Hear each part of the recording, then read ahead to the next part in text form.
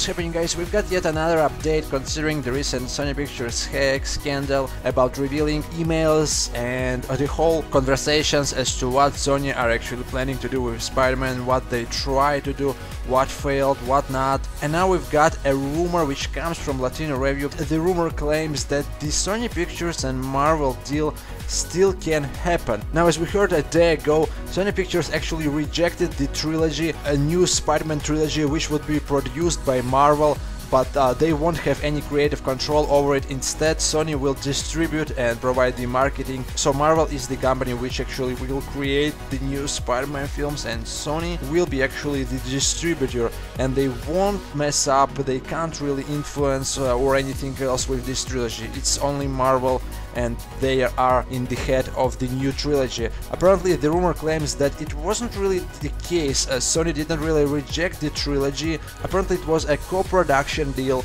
offered by Marvel, either by Sony, we don't really know, which would allow Spider-Man to appear in future Marvel Cinematic Universe films such as Captain America Civil War. He will have a role in all of these films, and Sony and Marvel will actually split a 60-40 deal from the profit. I presume it actually means that the Sony will get some money from the merchandise sales of Spider-Man toys, his guest appearance, his roles in future Marvel Cinematic Universe. So this means that these 40% which Sony gets aren't from the Civil War box office or any future Marvel films box office with Spider-Man. Nope.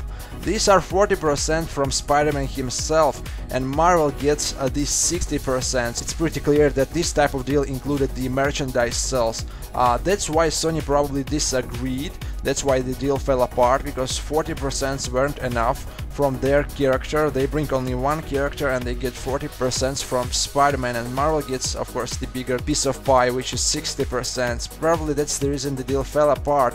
But then again, if you think about it, if this deal will still happen, Spider-Man won't only appear in Captain America Civil War. He will probably appear as a guest or have a bigger role in all the future Marvel Cinematic Universe. So it's 40% from this film, 40% from that, 40% from something else, you know, and this 40% it probably includes some type of merchandise sales as well. So technically it's a lot of money for Sony, you know. If you think about it, either make The Amazing Spider-Man 3 with Andrew Garfield your own Spider-Man film, you know, Sony makes The Amazing Spider-Man 3 without collaborating with Marvel, and they are getting some money from the box office, not from the merchandise. Marvel instead offered them the merchandise, probably some merchandise sales, and as we know, toys make more money than the actual films in theaters, so not collaborating with Marvel is either very stupid or very greedy. On one hand, you've got your own The Amazing Spider-Man trilogy, and Sony are making money from the box office, or you're actually getting the 40% from Spider-Man appearing in Marvel Cinematic Universe, and you're getting some numbers, some money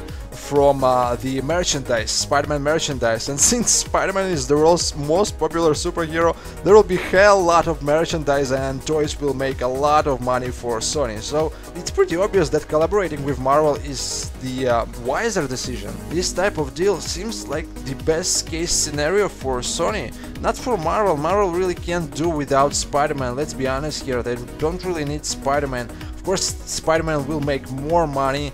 Spider-Man's appearance in, for example, in Captain America Civil War will bring more money, but still Marvel can survive. Now, same can't be said about Sony. They really need to collaborate with Marvel, they need to throw this deal. Apparently the rumor also claims that Sony bosses in Japan are very angry about this whole deal going wrong, actually not happening, so they actually going to force Sony Pictures to make this deal, to make this 60-40 split, and to actually collaborate with Marvel, and they want it to happen as fast as possible. So as we discussed previously, actually in one of our Spider-Man in Avengers videos, we sort of predicted this type of plan, this type of consequences from their deals, and we actually said that apparently if Spider-Man will take part in Marvel Cinematic Universe. He will have a role in almost every single future Marvel film, and he will make a sort of either a guest appearance or a bigger role, and Sony will make money out of it. Regardless, you can check out the full article,